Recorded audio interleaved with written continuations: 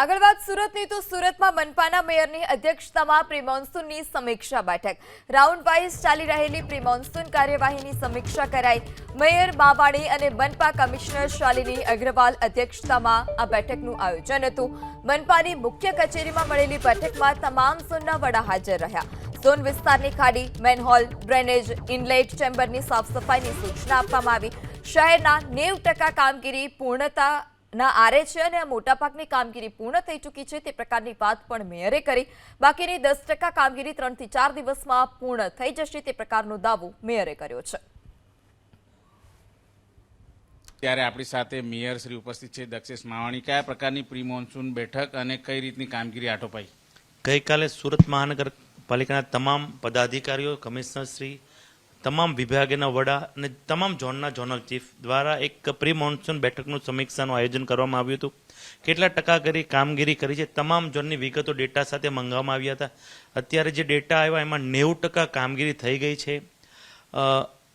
હાલમાં તમામ ખાડીઓ, તમામ સ્ટ્રોમ ડ્રેનેજ, તમામ ઇનલેટ, આઉટલેટની સફાઈ થઈ ગઈ છે। જે સ્ટ્રોમ ડ્રેનેજ જાળિયા છે આવનાર એક વીકની અંદર બધા જ જાળિયા પર કલર થઈ જાય। જે રોડ રસ્તા અત્યારે તૂટેલા છે, જે સોસાયટીમાં અત્યારે કામગીરી પૂરી થઈ છે ત્યાં તમામ એક વીકની અંદર સ્ટ્રેન્ચનું કામ પૂર્ણ કરવા આદેશ આપ્યો છે।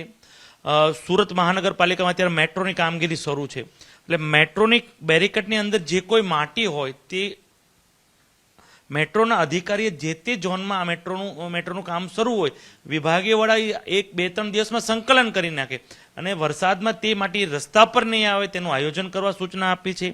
એટલે અત્યારે લગભગ 3-4 દિવસમાં અંદર એક વીકની અંદર પ્રી મોન્સૂનની તમામ કામગીરી પૂર્ણ કરી દેવામાં આવશે। છેલ્લા 1 મહિનાથી આઈએસ અધિકારી દ્વારા તમામ ખાડીનું મોનિટરિંગ કરવામાં આવે છે।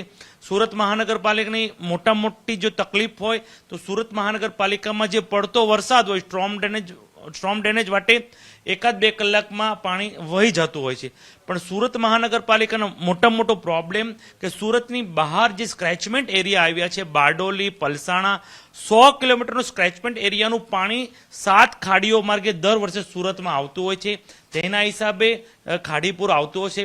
આ વર્ષે તકેદારીની ભાગરૂપે 1 મહિનાથી તમામ ખાડીઓનું સાફ સફાઈ કરી દેવામાં આવી છે। એટલે આ વર્ષે પૂરતું આયોજન મહાનગરપાલિકાએ કર્યું છે।